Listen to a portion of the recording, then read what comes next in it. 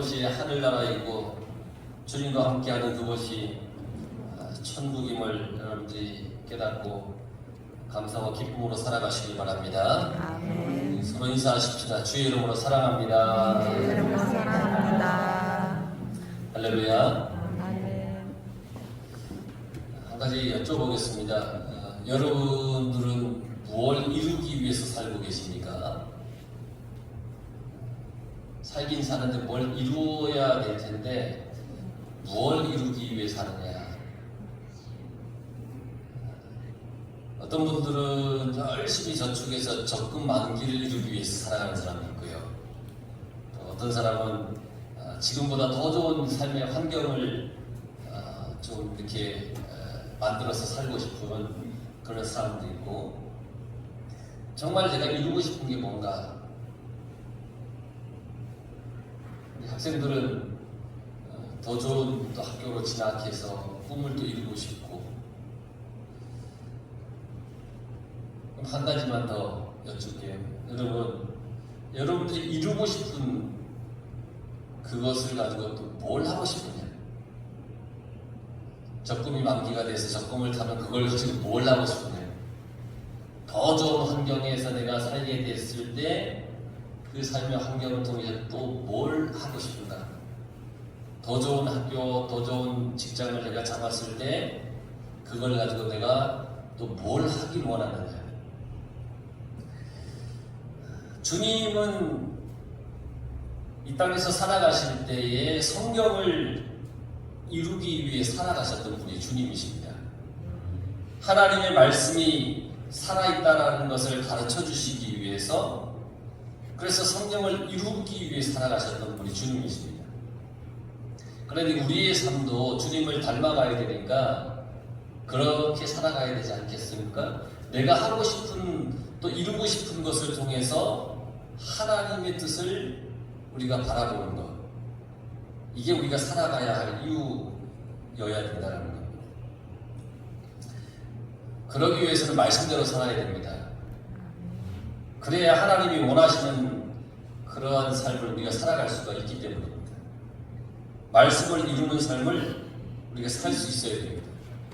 성경에 보면 사람이 떡으로만 사는 것이 아니라 하나님의 입으로 나오는 모든 말씀으로 살 것이다, 그렇게 말씀하셨습니다.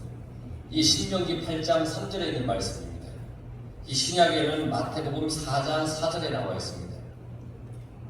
그러니까 신명기의 말씀을 예수님께서는 신약 시대에 이루셨죠.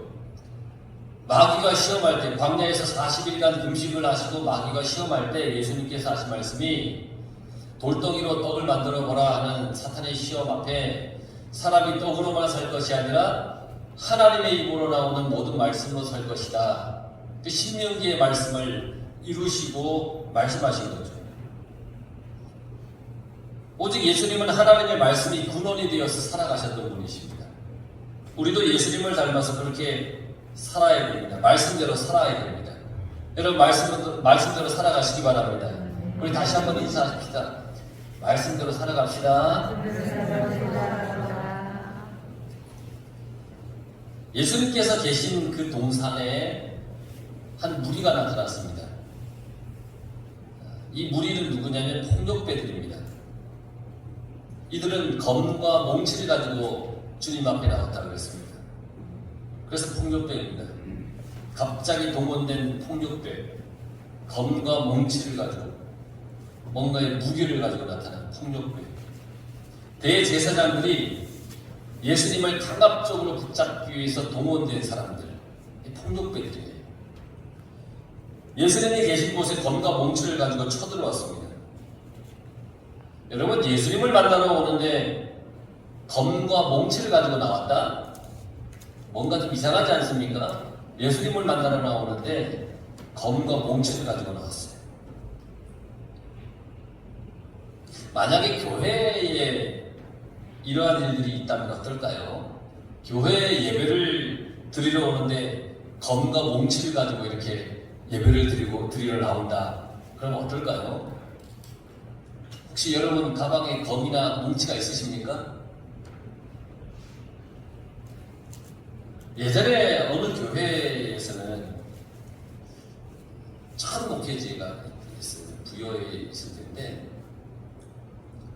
우리 1996년 7년 그쯤에 목사님이 강단에 서는 것을 반대해서 사택과 교회 사이에 철조망을 쳐버렸어요. 이렇게 사택에서 교회로 목사님 못 오게 정말 철조망을 쳤어요. 성도들이 자기들 손으로 직접 쳤어요. 철조망을. 목사님과 성도들 사이에 어떤 일이 있었는지 모르겠는데 그 행동은 검과 몽치를 가지고 교회에 나오는 것과 다를 바가 없었어요. 자기들이 목사님을 판단해서 그렇게 한 거예요. 뭐 때문에 그런지 모르겠어요. 근데 목사님에 대해서 판단을 한 거예요. 하지만 목사님은 하나님께서 판단하실 일이지 성도가 판단할 일은 아니라고 생각해요. 성도는 목사님을 하나님의 말씀을 대언하는 그런 존재로 봐야 됩니다. 물론 허물 없는 사람이 어디 있겠습니까? 허물 없는 목사가 어디 있겠어요? 근데 허물이 있다고 해서 자기들에게 말씀을 전하는 그 목사님을 강단에 서지 못하게 한다. 목사님을 내쫓으려고 막 교인들끼리 막 이야기해요. 이게 검과 몽치를 가지고 있는 것과 다를 바가 없다라는 겁니다. 이렇게 하는 사람들이 우리랑 상관이 없어 보이죠. 우리 교회는 물론 우리 교회는 그런 일이 없습니다. 저는 우리 교회 우리 교우들은 그런 분이 하나도 없는 줄 분명히 알고 있습니다. 그렇죠? 혹시 여기 철조망을 치실 겁니까? 그럴 분은 없을 거예요. 하지만 우리에게도 어쩔 수 없는 검과 몽치가 있어요. 그게 뭐냐? 바로 우리의 언어, 말. 우리 속에는 이 갑작스러운 폭력성이 있어요. 나도 모르는 사이에 튀어나오는 폭력적인 언어, 곱지 않는 언어, 막 욱하는 감정. 그것으로 다른 사람을 아프게 하고 상처받게 만들죠. 그게 우리 속에 내재되어 있는 검과 몽치예요. 근데 여러분들을 두고 하는 얘기가 아니라 저를 두고 하는 얘기예요. 집에서 아이들이 늘 저한테 하는 얘기예요. 아빠는 욱하는 거. 욱할 때가 있어요. 그게 내 속에 있는 검과 몽치. 여러분들도 아마 그런 것이 속에서 없잖아 있을 거예요. 언어의 폭력성과 말에서 나오는 불평, 불만 이런 것도 다 우리 속에 있는 검과 몽치예요. 우리도 이 검과 몽치를 마음에 지니고 살고 있어요. 예수를 잘 믿는다고 해도 우리 속에 있는 이 언어적인 위험과 위협 이게 잘 사라지지가 않아요. 그러지 말아야지. 그랬다가도 느닷없이 이게 튀어나올 때가 있어요. 그런데 이것을 이기는 것, 무너뜨리는 것이 뭐냐? 바로 말씀입니다. 하나님의 말씀. 그래야 우리 속에 있는 이 검과 몽치를 무너뜨릴 수가 있어요. 정신과 치료를 받는 사람들이 먹는 약을 보면 신경 안정제라고 하는 성분의 약을 많이 이렇게 들어있죠. 그 안에 신경계를 자극해서 불안하거나 불만 있거나 우울증, 불면증 이런 것들을 순간 억제시키는 그런 효과를 가지고 있는 약이에요. 근데 이 약을 복용하는 사람들의 말에 의하면 약을 먹으면 몽롱해진다는 거예요. 도움을 줄 수가 있어요. 하지만 그것이 근본적인 치료제는 아니에요. 우리 속에 내재된 검과 이 몽치는 하나님의 말씀으로만 치유되고 무너뜨릴 수 있습니다.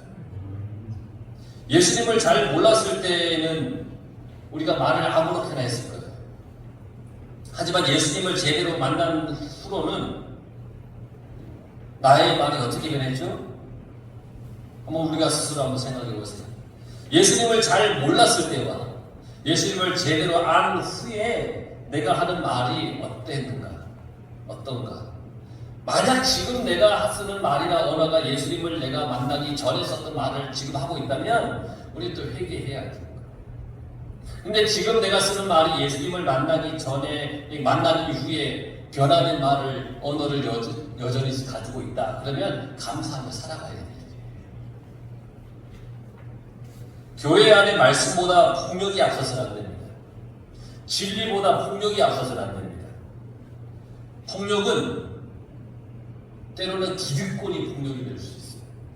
내가 이 교회에 오래 다녔는데 늦게 온 당신이 말이야 이러면서 막 억누르고 하는 이것도 폭력이에요. 대제사장들과 서기관들은 자기들의 그 기득권이 흔들릴까봐 두려워서 폭력을 사용해서 예수님을 잡았잖아요. 또 폭력이라고 하는 것은 군중 심리예요.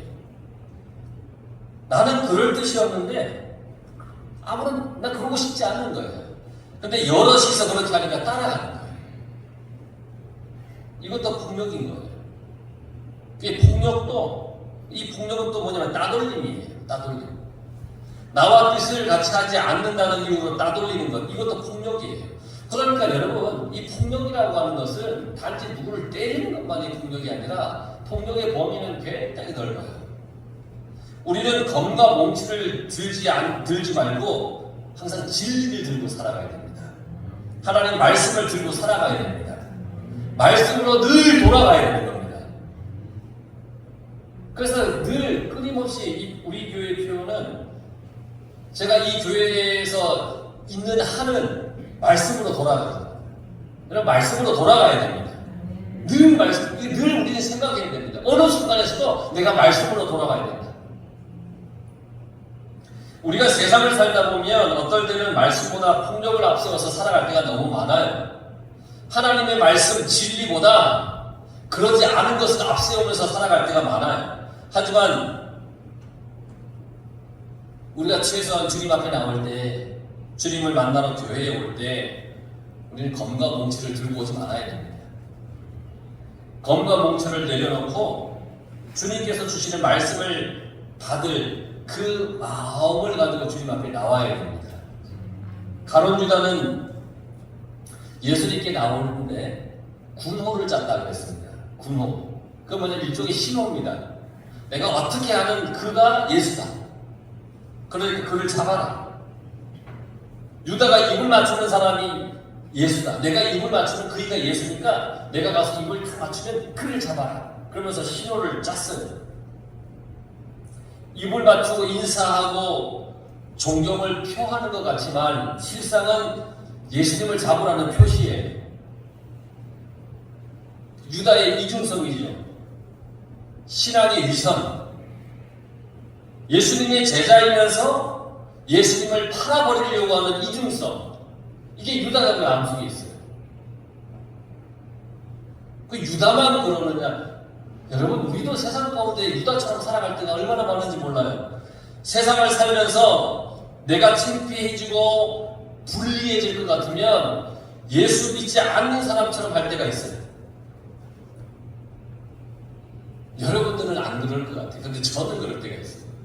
내가 좀 창피해지거나 아니면 불리해질 것 같으면 내가 예수 믿지 않는 사람처럼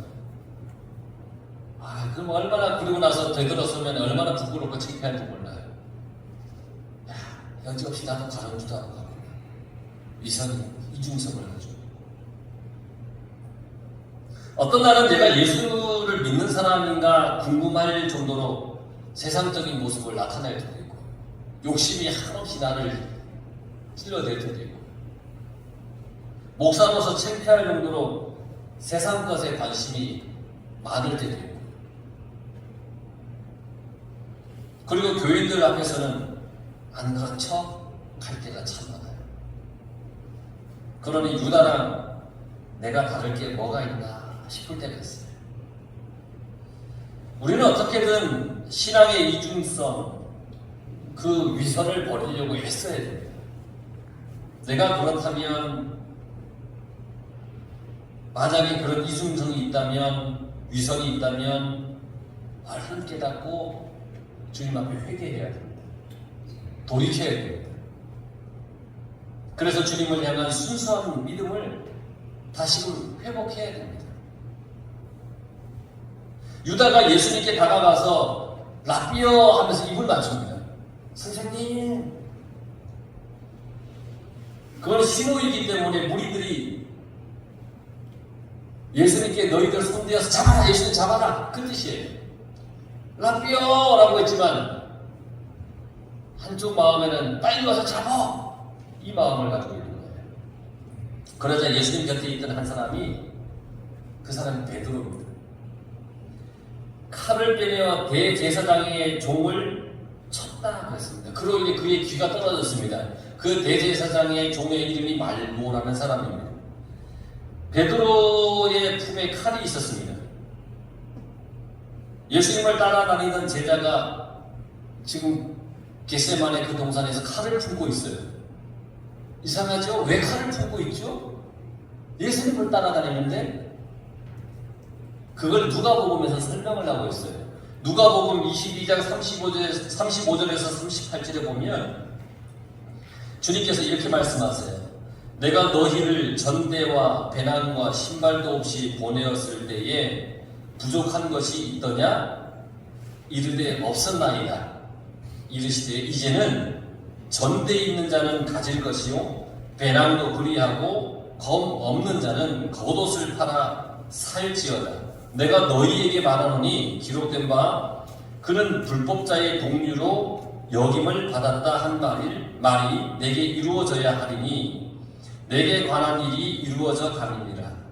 그들이 여짜오되 주여 보소서 여기 검 둘이 있나이되 대답하시되 족하다 하시니라. 이게 감람산에서 잡히시기 전에 예수님께서 제자들에게 하신 말씀이에요. 그래서 베드로가 검을 가지고 있었던 거예요. 그 검으로 대제사장의 종의 귀를 쳐서 예수님의 무리가 깡패의 무리였다라고 하는 말을 들어야 했던 거예요. 너희는 불법자의 사람이었다. 너희들은 깡패 아니냐. 막 그런 말을 들어야 된다는 거죠. 그래야 성경이 이루어지는 것입니다. 예수님은 철저하게 하나님의 말씀을 이루기 위해 사셨던 분이십니다. 십자가 사건도 하나님의 말씀을 따르는 길이었습니다. 피하고 싶었습니다. 하지만 하나님이 뜻이기 때문에 피하지 않고 그 길을 가신 겁니다. 교회는 칼과 뭉치로 다스려지는 곳이 아닙니다. 그렇게 되어서도 안 됩니다. 교회는 주님의 말씀으로 다스려져야 되는 것입니다. 예수님이 다스리신다고 하는 것은 하나님의 말씀을 이루려고 하는 것이 아닌 겁니다. 교회는 하나님의 말씀이 이루어져야 되는 것입니다. 여러분들을 통해서 하나님의 말씀이 이루어지길 간절히 바랍니다. 49절에도 예수님이 이런 뜻이 명확하게 나옵니다. 이는 성경을 이루려 함입니다. 우리도 살아가는 목적이 뭐냐? 성경을 이루기 위해 살아가야 됩니다. 삶의 방법도 목적도 방향도 성경을 이루기 위해 살아가야 되는 겁니다. 아까 서두에 제가 질문을 했죠? 왜 살아갑니까? 뭘 얻기 위해서? 그걸 얻어서 뭘 하시겠습니까? 여러분, 하나님의 말씀을 이루기 위해 살아가시길 바랍니다. 돈을 모아도 늘 돈 모으십시오. 절약해서 많이 모으십시오. 그런데 그것을 위해 가지고 뭘 해야 되느냐? 내가 하나님의 영광을 위해 살아가는 겁니다. 돈을 써도 하나님의 영광을 위해 쓰는 겁니다. 흥청망청 먹고 마시고 막 흐지부지 쓰는 게 아니라 주의 영광을 위해서. 내가 더 좋은 직장, 더 좋은 환경에 살아가는 그 목적도 주의 영광을 위해, 하나님의 말씀을 이루기 위해, 그렇게 살기 위해서 우리는 살아가는 겁니다. 지금 예수님을 잡으러 온 무리들이 있죠. 근데 예수님 입장에서는 그들을 딱 볼 때에 막 분노해서 감히 나를 잡으러 와. 그러면서 천사를 동원할 수도 있어요. 군대 천사를 동원할 수도 있어요. 강력한 군대 천사를 불러서 그들을 한숨에 무찌를 수도 있어요. 아니면 주님이 능력을 행하여서 어떤 능력으로 그들을 단숨에 무찌를 수도 있어요. 그러나 하나님의 뜻을 이루기 위해 주님은 그 분노도 감추셨습니다. 우리가 하나님의 뜻을 이루기 위해 나의 분노도 감추고 진정시켜야 됩니다. 나의 분노가 복음을 막을 수 있기 때문입니다. 여러분, 아까 칼과 몽치를 설명하면서 어느 교회의 이야기를 했죠? 성도들 몇몇이 감정으로 인해서 그 교회는 상막해졌습니다. 그곳에 성령의 은혜가 있겠습니까? 다른 어떤 목사님이 오늘 그곳에 성령의 은혜가 있겠습니까? 그게 회복되려면 정말 힘듭니다. 나의 분노를 감추고 진정시켜서 하나님의 말씀을 이루어 가야 됩니다. 왜 각각의 하고 싶은 말들이 없겠어? 의견이 어떻게 다 똑같을 수 있겠어요? 그러나 나의 주장과 나의 분노와 나의 어떤 입김을 이렇게 진정시키는 거예요. 잠잠시키는 거예요. 근데 그 분노를 감추고 잠잠케 하는 게 신경 안정대로 되겠습니까? 안 돼요. 말씀을 통해서 은혜를 받아야만 나를 진정시키고 나의 분노를 잠잠케 할 수 있어요. 여러분, 항상 하나님 말씀 안에서 그렇게 살아가야 돼요. 그래야 우리는 하나님의 말씀 안에서 나를 다스릴 수 있는 겁니다. 이런 상황에서 제자들은 어땠어요? 지금 대제사장이 동원한 풍족배들이 예수님을 잡으러 왔습니다. 그랬더니 50절에 보니까 주님의 제자들이 다 도망갔더라.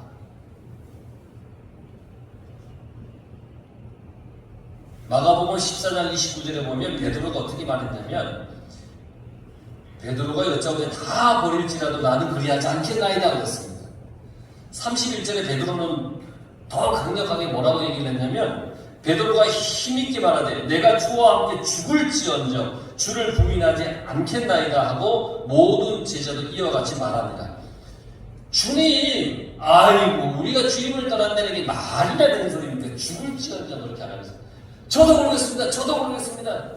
그렇게 주님 앞에 결단하고 고백하고 그렇게 막 했어요. 근데 이랬던 제자들이 도망갔습니다. 그 결심도, 그 충정도, 그 충성도 다 무너졌습니다. 여러분, 신앙의 이 질은, 신앙의 가치는 어느 데 나타나느냐? 강력한 압력 앞에 신앙의 진가가 드러나는 겁니다. 강력한 고난과 위협과 어려움 앞에 각자의 신앙의 질, 신앙의 수준이 나타나는 겁니다. 이스라엘 백성들은 먹을 것이 없을 때, 마실 물이 없을 때 하나님을 향하여 막 불만을 했습니다. 우리를 굶어 죽이려고 저 애굽 땅에서 나오게 했냐는 거예요. 그래서 그나마 애굽 땅에서 먹을 거라도 있었는데 우리를 목말라 죽이려고 이 광야에 내몰았습니까? 그러면서 막 불평불만을 했어요. 여러분, 먹을 것이 없고 마실 물이 없다고 하는 것은 사람 입장에서 강력한 압력입니다. 여러분, 먹을 것이 없고 물이 없으면 어떻겠습니까? 삶에 큰 어려움이지 않습니까? 그럴 때 애굽에서 나오게 해주신 하나님의 권능을 기억해야 되는데 그러지 못했어요. 믿음 없는 말을 했어요. 홍해를 건너게 해주시고 10가지 제약을 보이고 그러는데도 믿음 없는 말을 하는 거예요. 강력한 압력 앞에서. 우리는 어때요? 어떤 위기와 어려움 앞에서도 하나님만 의지하고 믿고 따라갈 수 있습니까? 여러분, 어떤 위험과 어떤 어려움 앞에서도 오직 하나님만 의지하고 믿고 따라가는 우리 성도들 되길 바랍니다. 위기와 어려움도 하나님께서 우리를 이렇게 살펴보고 그 속에서 어떻게 하느냐를 이렇게 테스트해 보시는 거예요. 그러니 여러분, 하나님께서 내게 주신 내 삶 속에 있는 위협과 어려움은 하나님께서 나의 믿음을 이렇게 보시는 그런 과정이다. 우리가 그렇게 생각하고 항상 우리가 불만하는 것이 아니라 하나님 앞에 감사하며 또 하나님 은혜 안에서 살아가기 위해 기도하며 하나님만을 붙잡고 있어야 된다는 거죠. 그렇게 살아갈 수 있길 바랍니다. 그런데요, 51절 52절에 보면 주님의 제자들이 다 도망간 다음에 느닷없이, 정말 느닷없이 한 청년이 나옵니다. 이게 누굴까요? 저도 잘 모릅니다. 근데 한 청년이 나와요. 하지만 이 짧은 2절에 나와 있는 이 짧은 이야기를 통해서 우리가 오늘의 말씀을 정리할 수 있어요. 이 청년은 벗은 몸에 뭘 둘렀냐면 배 혼니부를 두르고 예수님을 따라갔어요.